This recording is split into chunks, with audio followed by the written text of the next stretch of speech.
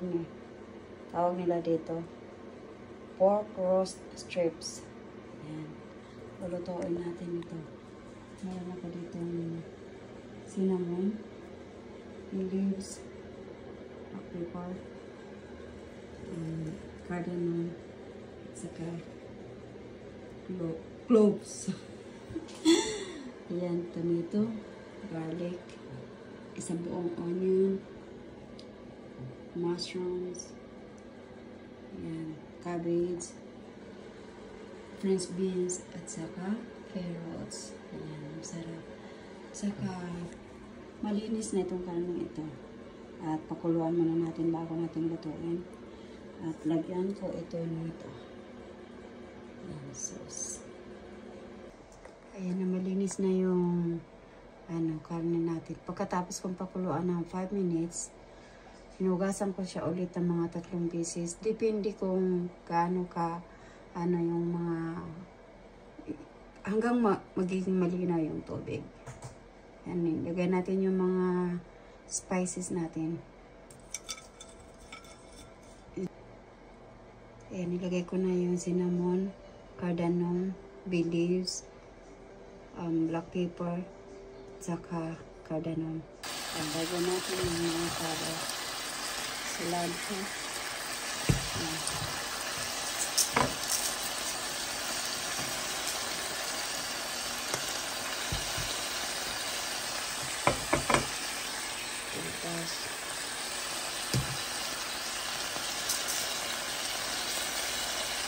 Depende, sinasansa ko na lang kung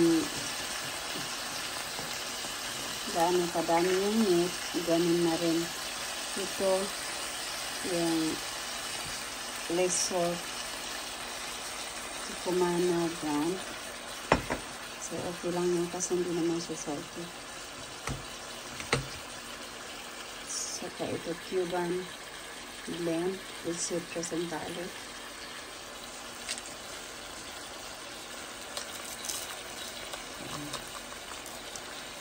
Basta kayo na lang mag-chance kung gaano karami. Ang pabrika, hindi talaga ito nawawala sa akin. Pabrika. Ang ganda sa katawan kasi ang pabrika. Hindi kasi ako gumamit ng gimbal. Liwang kamay ko lang yung ginamit ko. O kanan pala. Ayan. Ito, onion powder. Kahit may onion pa tayo buo.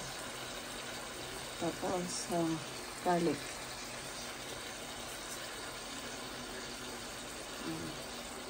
Ngayon, pakuluanin natin ito. Lagyan natin ng konting tubig. Ayan, lagyan natin ng kalahating tasa ng tubig. Ilagay ko na rin pala yung bayan dyan. Para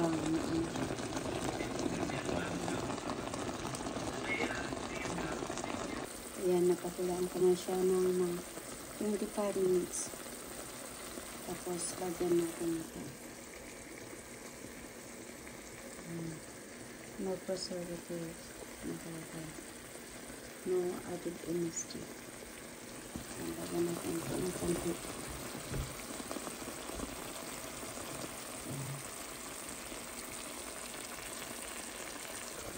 Lagyan na rin natin yung kamatis at saka sibuyas.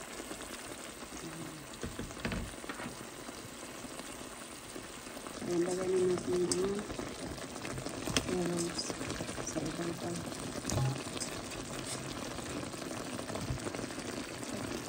Isa na.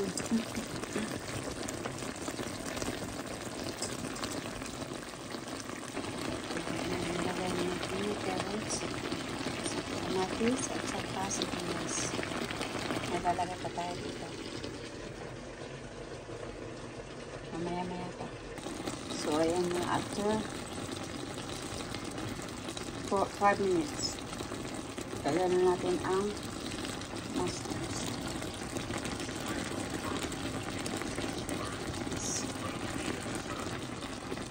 Ayan, takpan natin ulit. So, yan, nilipat ko siya sa malaking lupa. Kasi hindi pala pa siya yung gulay ko. ilagay na natin ngayon sa ibabaw yung cabbage natin. Kailangan pala siya natin.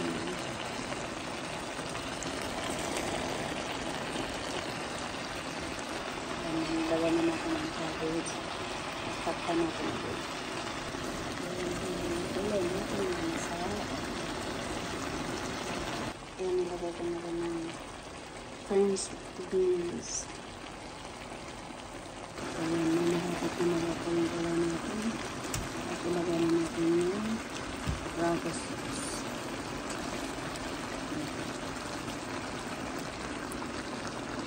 Tsansahin nyo na lang kasi depende naman yun sa dami ng niluluto nyo.